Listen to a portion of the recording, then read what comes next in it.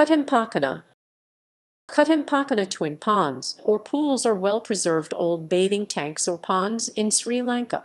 This pair of ponds was built by the Sinhalese in the ancient Anuradhapura Kingdom. They form part of the Abhayagiri vihāra complex and are an example of the works in the field of hydrological engineering, architecture, and art of the ancient Sinhalese.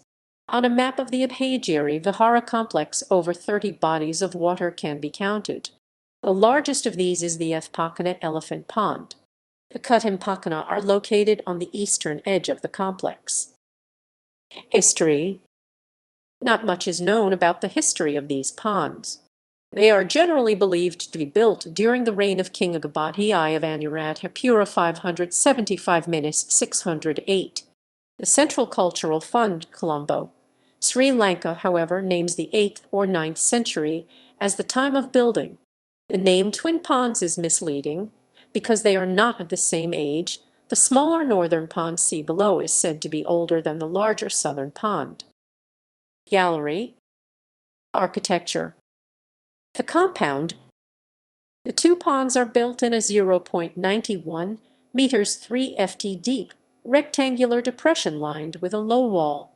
5 short stairs lead from the ground level into it.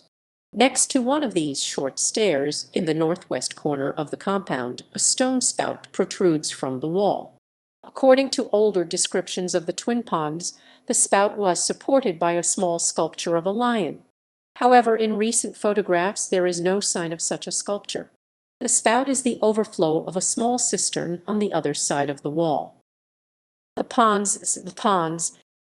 The larger southern pond is 40 meters 132 ft by 16 meters 51 ft, while the smaller northern pond is 28 meters 91 ft by 16 meters 51 ft. The depths of the two ponds is 4.3 meters 14 ft and 5.5 meters 18 ft for the smaller pond and the larger pond respectively.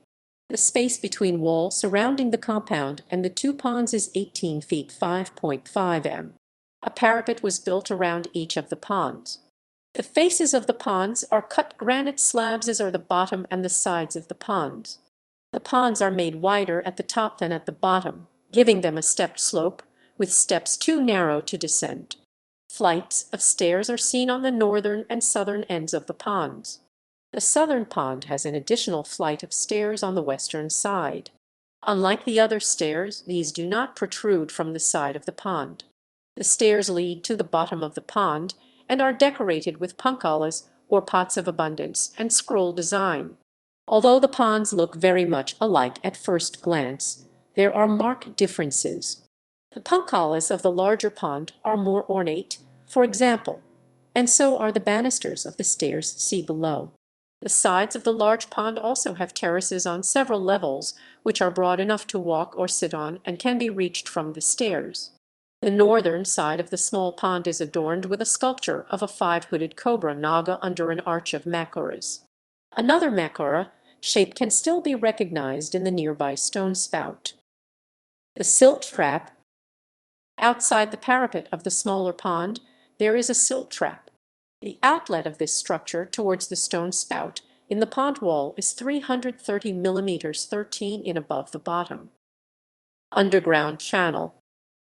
A stone underground channel of 110 mm 4.5 in wide, 130 mm 5 in high, and 2.4 meters 8 ft feet, 230 mm 9 in below the surface, connects both ponds. Because the opening into the channel is well above the bottom of the smaller pond, this would act as a filtering mechanism for the larger pond. Water flow.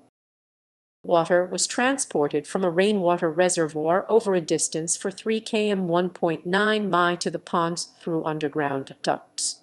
Before the water entered the northern pond via the stone spout in the northern wall, it passed through the filter system. Through the underground duct, the water passed from the north pond to the south pond. Eventually, the water was drained from both ponds through a drain on the bottom of the small pond. The ponds themselves were used by the Abhayagiri vihāra monks to bathe. However, some sources speak of the baths being used by kings and queens. Restoration. After having been left unattended for centuries, part of the Kuttam Pokuna was restored by Robert Wilson, Evers' government agent of the North Central Province, during the period 1885 to 1892. Unfortunately, several of the large parapet stones of the northern pond were used to restore the lower eastern side of the southern pond. Because of this, not all stones could be placed in their original positions during the later full restoration. See below. Between 1950 and 1955 the ponds were fully restored, including the surrounding compound wall. Most of the original punkalas turned out to be missing. They had either been stolen or destroyed.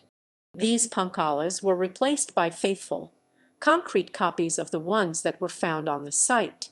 The underground drain was left unrestored. Dr. Senarath Paranavathana, Archaeological Commissioner of the Department of Archaeology of Sri Lanka from 1940 to 1956, was actively involved in the restoration of the ponds. During the restoration activities, a metal pot was found on the bottom of one of the ponds. In it were some small figurines, like a frog, a tortoise, a crab, several fish, a metal conch, and a dancing woman. These artifacts are now in the Anuradhapura Museum.